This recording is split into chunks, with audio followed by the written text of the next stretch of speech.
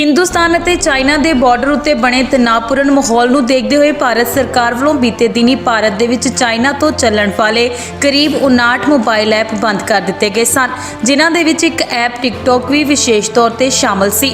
ਪਰ ਟਿਕਟੌਕ ਦੇ ਬੰਦ ਹੋਣ ਦੇ ਨਾਲ ਕਈ ਲੋਕਾਂ ਨੂੰ ਨਿਰਾਸ਼ਾ ਦਾ ਸਾਹਮਣਾ ਕਰਨਾ ਪੈ ਰਿਹਾ ਸੀ।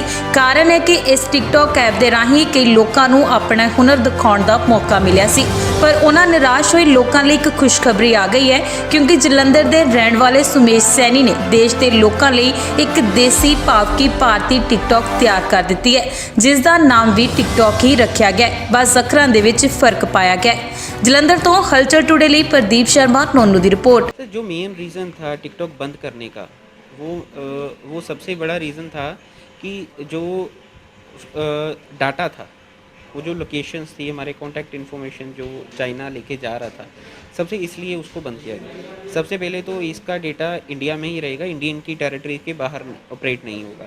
और दूसरी चीज़, जो फ़ीचर्स हैं वो जो पहले टिकटॉक ऐप में थे वो तो सारे फ़ीचर्स होंगे ही। हम कुछ नए फ़ीचर्स लेके आ रहे हैं, इसमें काफ़ी ऑप्शंस नई लेके आ रहे हैं, प्रमोशंस की, बूस्ट की, और काफ़ी हम रोज़ कोई ना कोई फ़ीचर अपडेट कर रहे हैं इसके लिए। तो एक ऑन गोइंग प्रोसेस है जिसको हम कर रहे हैं। कैसे क्या हुआ है आपके मन में कि जब टिकटॉक बंद हुआ तो आपने ये टिकटॉक बनाया? सर, मेरे पार्टनर है गुरपाल जी, उनके साथ हम बैठे हुए थे जब प्राइम मिनिस्टर का नोटिफिकेशन आया कि हमने 59 ऐप्स बंद कर दी हैं, तो वन ऑफ देम टिकटॉक। तो वो म्यूज़िक इंडस्ट्री से हैं, तो उन्होंने कहा ये तो बहुत काफ़ी स्टार्स हैं जिनकी प्रमोशन चल रही थी, तो बंद हो गया, इसका एक अल्टरनेटिव हमको बनाना चाहिए। तो हमने उसी वक्त 1 घंटे में डिसीज़न ले लिया था कि हमको इसको एज सुन एज़ पॉसिबल लेके आना है।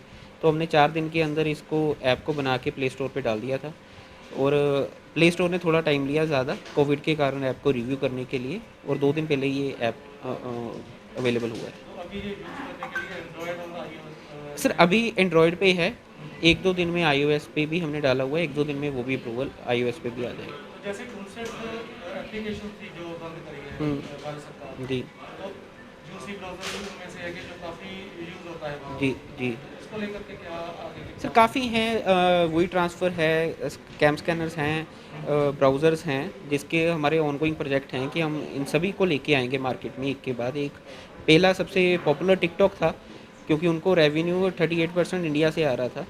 ऑफिशियली तो उन्होंने 10% बोला, बट 38% आ रहा था। इवन ऐप करने के बाद, बंद करने के बाद उन्होंने बोला कि हम चाइना से विड्रॉ कर लेंगे अपनी कंपनी। तो आई डोंट थिंक सो अब इंडियंस को चाइना की कंपनी की ज़रूरत पड़ेगी। हमने उनके लिए एक ऑप्शन दिया है, और वोकल फॉर लोकल तो है। तो कहने का मतलब है कि आने वाले समय में जितनी भी एप्लीकेशन चाइनीज़ जो जो थी वो भारत सरकार ने बंद कर देगी।